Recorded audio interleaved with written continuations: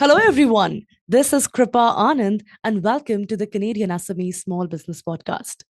Today, we are exploring the high stakes world of AdTech and programmatic revenue.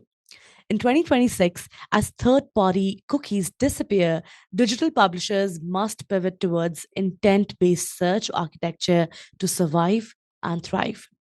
Joining us today is Gromyko Jison Jr, head of search monetization at MonetizeMore.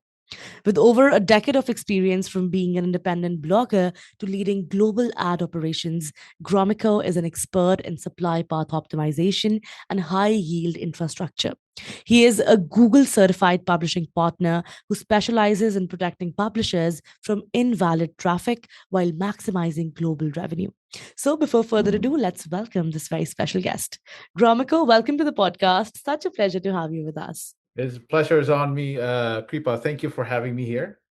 Now, Gromyko, many digital businesses start with a single ad network, right? But Mhm. there's a massive yield gap between a basic setup and a sophisticated programmatic ecosystem, right? So let's start by understanding how can small publishers transition to a scalable programmatic ad setup?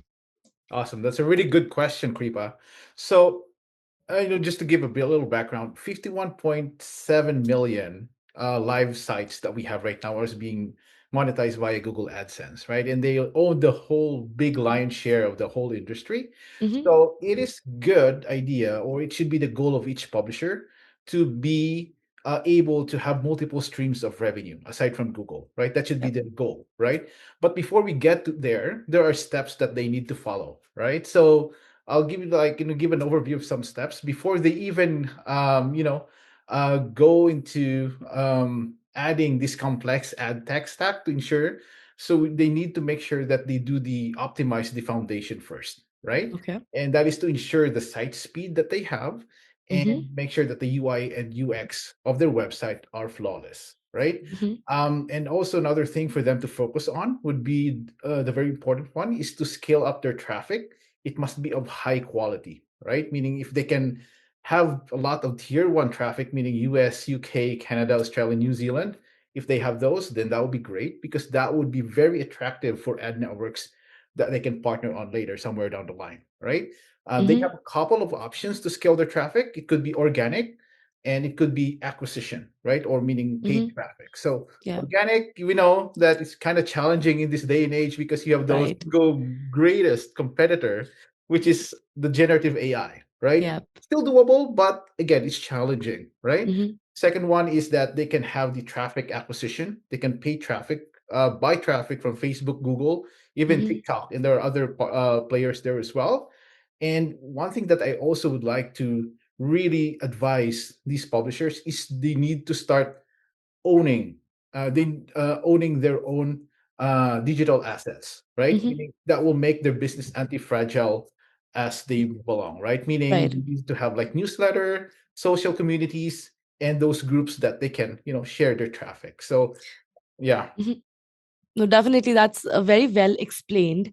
Because moving towards a sophisticated ads tech, ensures that publishers are capturing the full market value of their global audience, right? And Right. getting the basics right as the first step, as you said, is going to make all the difference. Mhm. Um, Now, moving ahead, let's explore this shift towards intent based monetization, right? Like I mentioned in the beginning as well. So, firstly, how would you describe the difference to a layman? What is intent based and what is not, right? And also, how does intent based monetization replace traditional cookie tracking out there? So, go ahead. Sure. Thank you. Um, for years, the industry has been utilizing the third-party cookies, right? Yeah. But I think that is coming to an end, right? Like with the loss of GDPR, Hmm. other countries are following suit as well. So it's no longer a viable strategy, right? So basically, the intent um, strategy is just basically you're giving the keywords or you're giving the ads to the publisher, I mean, to Hmm. the visitor of your website that is related to what they're looking at, right? We're like going back in time, right? Prior to Yeah. the third party cookies, we were using the contextual targeting, right? Right. So it's the ads that are showing on the page is basically based on the keywords of your article. So we're getting Mm. back to that strategy. So that's why it's important that for publishers, they need to Mm-hmm. make sure that when they design their content, they must also bear in mind the high value keywords, because that would give the signal to these advertisers to Yep. show them the most relevant Mm-hmm. ads on the page. And that's where the this is a perfect segue to the RSOC, right? Just to give you a Yeah. heads up, RSOC is related search of content. Uh-huh. This is an ad unit that is is a different ad unit in Google. We are kind of accustomed to seeing display ad units on the page, right? Mm-hmm. Like a shampoo or a car or something. Yeah. But this RSOC, or the related search of content, these are the type of ads that are basically search keywords on your website. So instead of using, if you're seeing the display, you're seeing those RSOC chips or keywords that when it's clicked. But so for example, if you're looking at how to repair your house, for example, if you Mm-hmm. have that, so that user have a high intent that, well, this person might be looking to repair its house, right? And it gives a Yep. signal to the advertisers to trigger ads to the keywords that, Yes. hey, roofer near you, or someone that fix it. And when you click it, it will send you to the search page. Mm-hmm. And as a publisher, it's your goal to send them there because that's where you make the money. So Right. that's Hmm. basically it. It's That highly that's a full relevant. cycle that you just explain, and it's very informational, because when we go back and make sense of it as a user ourselves, right, Mhm. then we understand that, oh, this works with us as well. Yeah. And then there's this question that everyone keeps asking: are your phones actually always listening to you, right? So I'm You sure know, you also must have heard that question. What do you have to say about that? not really listening, but it Yeah. be right, because this is my personal experience, right? Like I was talking to I'm not into motorcycle, right? Hmm. And then I had this conversation with my friend while we were sitting, and it was talking, oh, I want to buy this new BMW motorcycle. Exactly, and the ad shows up in your phone the next Like, second. after the next second, I Yeah. was able to see a lot of those motorcycles, and then it must be right, but who knows?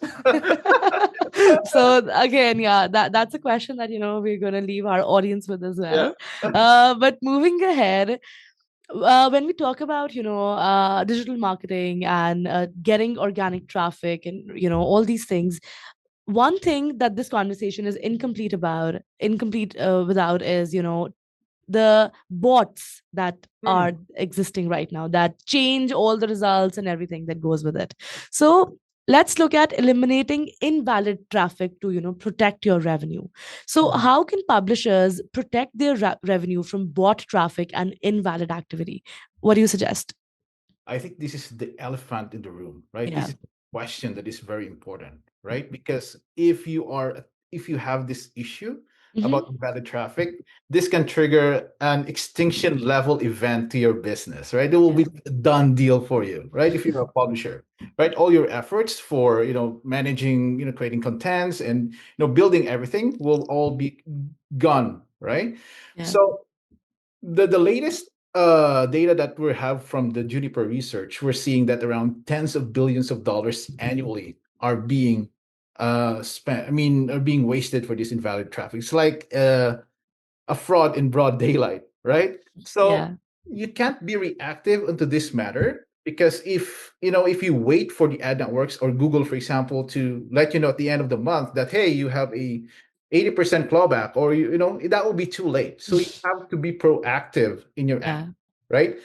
The challenge with these IVTs right now is they're getting so sophisticated, right? They're very sophisticated that it's very hard for us to detect it, right? So it's an arms race, right? As they improve, the solution that we have should also improve, right? Yeah. So we are already accustomed about the IVTs to be like bots doing mimicking human behavior, but now we know that there are humans mimicking bot stuff, right? They're like click farms, so Yeah. they're real humans doing bot stuff, right? So Mm-hmm. we need to have traffic suppression technology, right? This is our proactive measure on how we can, detect them and block them right away. So there's a bunch of traffic suppression companies out there, a list of them. But just a big suggestion to our publishers that are listening: it's important that you choose very wisely. Do your due diligence, right? you need to look for credibility and must be recognized by organization like Google, for example. It Hmm. must have be in the market for quite a while, like for years, because the more data they have, the more signals they get, right? And the Right. company must have the skin in the game, have a deep understanding about ad tech. And I think this is a perfect segue, if you don't mind, Kripa, that at MonetizeMore, we have Traffic Up. We have our very own traffic suppression technology. It has Google Innovation Award for 2020 and 2022, right, for Hmm. its advanced machine learning based invalid traffic detection. And it's been in the market for years, and its a single main purpose is to clean up the ecosystem. Another highlight for this is that this is a purely Canadian technology. So I hope Wow. that, and well, props to our visionary CEO, Kian Graham, and CIO, Chief Innovation Officer, Saeed. Both of them are from Vancouver, native from Vancouver. I mean, they're based in Vancouver, and they're the Hmm. brains behind this product. So, basically what Traffic Up does is, or this traffic suppression technology is they detect invalid traffic right before they even get into before your ads to show up, right? So they Yeah. use multiple signals, and then they send out some verification to validate that if it's a human, or just block the ads from showing up at all. So yeah. That was amazing, and thank you so much for sharing that. And just to add to, what you said, Gromyko, and building on that, here's a special message for all of our listeners, specifically to all the digital publishers and, content creators watching. In 2026, bot traffic isn't just a nuisance anymore. It's a threat to your business survival. If you are seeing your revenue clawed back at the end of the month, you are likely a victim of IVT. Gromyko's work with Traffic Corp proves that you must protect your inventory in real time to maintain the integrity of your brand. Don't let fraudulent bots steal your hard earned profits. Take a page from the Monetize More playbook, clean your traffic, protect your yield, and build your growth on a foundation of genuine human engagement. Your revenue is only as real as your audience, right? So, coming back to you, Gromyko, real time suppression of fraudulent traffic is the only way to secure the long term sustainability of a digital publishing business. So thank you so much for talking about this and making this the highlight of the conversation. It's a pleasure. Now, moving ahead, we can't, have this conversation and not talk about artificial intelligence's role in, extracting results out of it as well. So the question to you is, how exactly does AI help automate content monetization and also track return on investment? That's a really good question as well, because it happens that I just finished a platform for Yeah. our partners like a couple of months ago, like a few Hmm. months ago. When we venture to this new revenue stream that we have, the RSOC, or the R stuff that I mentioned earlier, we are running these campaigns to our O&O websites, right? Like Hmm. owned and operated websites, and we have multiple demand what we call this like media buying partners, right? They're sending traffic to our websites. Now Hmm. it's important that we provide them with insights, because we run the business like business within a business, right? They each partners have their own targets and performance. Yep. So the challenge that we have that time is the real time reporting, right? We sort into Google Sheets because we Hmm. have to move very quickly, Right. and then sometimes we take screenshot in real time. It's not scalable, it's a lot of it's time consuming.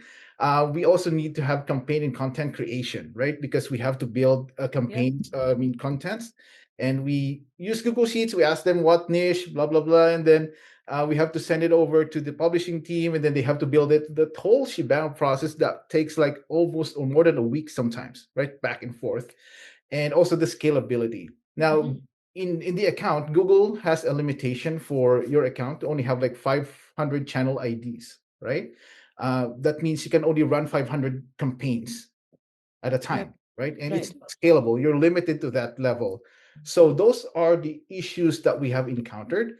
And with the help of AI, we're able to build a platform in less than a month, right? Normally, it will take you months and months to build the whole Of platform, course. Yeah. but now we're able to build a platform that accommodates all of the addressed all the challenges that we have plus more, right? And now it's being used by our partners around the globe, right? And for the 2 months that it's been running, we're seeing some exponential growth that we're now seeing like 6 digit in US dollars revenue per Wow. month, right? So Yeah. it's amazing. It just keeps on increasing. So that platform has real time reporting, AI insights. It has API integration, right? Right. Imagine how complex it is. It has content creation where it will just ask like some few questions from the partner, and the system will automatically curate, right? It's Right. curate the whole content, and it publish directly to WordPress without a Oh, human touch involved, right? involved. All the person has to do is just to click approve, right? Because we just need to make sure that this is compliant to Google, approve it, and that's good. Yeah. It's secure as well, and also it also integrates with Meta ad manager, right? So it's like an all in Hmm. one, right? It pushes the campaign there as It's a well. So one-stop shop for one stop everything that you shop, need. right? Yeah. And we're able to build it at a very quick time. Like I just do it myself, to be honest, right? So Wow. uh, normally it will take you a dev team and Of course. months of Coordination yeah. amongst all the teams and long-term process. Yeah, but because of AI right now, it's I think this is the best time. If you have an idea, this is the best time To of execute it our as well. lifetime to execute it. Yeah. I firstly I love how passionate about the work that you are. It's amazing to see the glow in your eyes when you're talking about that, and leveraging AI to handle compliance and ROI calculations. It definitely allows the human brain and the publishers to focus on strategy Yeah. while the tech handles the execution, right? So that's Mhm. amazing. Yeah. Now I also understand that you're a publisher first, right? So I'd love Yeah. to get into the publisher first perspective of yours. So please go ahead and help us understand a little bit about your journey. How did you end up doing what you're doing today? And that publisher first POV, how does that embed in your bigger strategy in what you're doing as well? Absolutely. So I was in a corporate, like as old Yeah, as a I don't know, different like world. Yeah. um, and then I decided to stop. And then the way out for me is to be like to be like a business person of my own, right? Yeah. So I build a blog, and I have this group as well where we invested money into this blogging site. Like it was around 2012, right? Hmm. Where the boom of like the dancing bear. If you have that content, right, people will just click it and then you make money, right? Right, So right. that's where it started. And yeah, that's where my so build contents, and then monetize them via AdSense. And then um we have encountered this issue as well where we've been banned by Google. That's why I have this uh you Pain know point. Yeah. pain points, right? Like Yeah. to the point where one day you're looking at cars, right? Checking Yeah. what will be the car that I'll be buying end of the month, right? Because you're Uh, making a lot of money. And then after you got banned, it happened. This is a true story. Me and my wife were like buying a shawarma. Supposedly we should be buying two, one each, right? And yeah. then I saw that my account got banned, or there's a huge club, and then it was Twitter, just order one, and I'll take a bite from yours. So that's Oh how my god. drastic it can be, right? From scrolling cars to one shawarma, and Oh my god. right? So that's a hilarious analogy and an example, but it's just amazing how these things happen in real life as well, right? And at the Yeah, right moment. yeah. And because of that experience, I think I can legitly say that I can empathize with the partners that we have right now because I've been Right. into their shoes, and Hmm. I'm also in their shoes even as a partner, right? Because when we partner right now, I consider their business as mine, right? Because my Hmm. compensation is directly connected to that one, right? So if they make Right. more, then I make more, right? This is It's a simple as win-win that. situation It's a both win-win ways. situation. Mm. So yeah, I think because of that understanding, it helped me to like creating the platform, right? I understand what gives value to these partners, what matters, with what are the noise. Yep. So yeah, I think, and also I can, when they're in pain, I can just talk to the man. It happens, and Yeah, and get over it, right? But no, everything that you talked about today in this episode, that was very reassuring for them. I can vouch for that. I'm also loving this conversation, and definitely I'd love for you to be back, hopefully for an in-studio episode that we do the next time you're in Toronto. absolutely. But for now, before we let you go, Gromyko, if there's one final piece of advice that you want our listeners to live with, Specifically for all the publishers who are worried about the revenue loss, if you could whisper one thing into their ear, what would you say and why? Okay, I would say do the right things, right? Hmm. Avoid shortcuts. Acquire the legit traffic, the big boys, right? Like the good traffic sources. Yep. Avoid doing funny UI UX strategy in your website that would trigger accidental clicks. Avoid Hmm. that by all means. It will make you money short term, but you will regret it. Doesn't work long term, Trust me, yeah. right? Hmm. And follow the Google policies or ad network because they're meant to for the ecosystem. Partner with a reputable GCPP. MonetizeMore is a GCPP for many years. So they can verify that in Google website. Go for GCPP. Then you can look for MonetizeMore there and protect yourself with your website, your business with a traffic suppression technology. This is your one best insurance for your business. So yeah, that's Hmm. basically it. Thank you so much, Kripa. N- Really fun to be here. No, definitely. That is indeed a great reminder that technical integrity is the most important asset any digital business can have, right? It was such a pleasure having you on the podcast, Gromyko. Thank you so much for joining us today. Pleasure's on me. Thank you so much. Have a good one. All right, that was Gromyko Jison Jr. from MonetizeMore, a masterclass in how to scale programmatic revenue, eliminate the tax of invalid traffic, and win in a post cookie world. To all the listeners, thank you so much for tuning in to the Canadian SME Small Business Podcast. Be sure to subscribe and visit CanadianSME.ca for more such resources. To learn more about how we are supporting the ecosystem, please visit the Canadian SME Small Business Foundation at smbfoundation.ca. And lastly, a very special thank you to our partners, UPS and ADP, our HR partner, for their ongoing commitment to empowering SMBs across Canada. I'll see you all in the next episode. Kripa Anand signing off.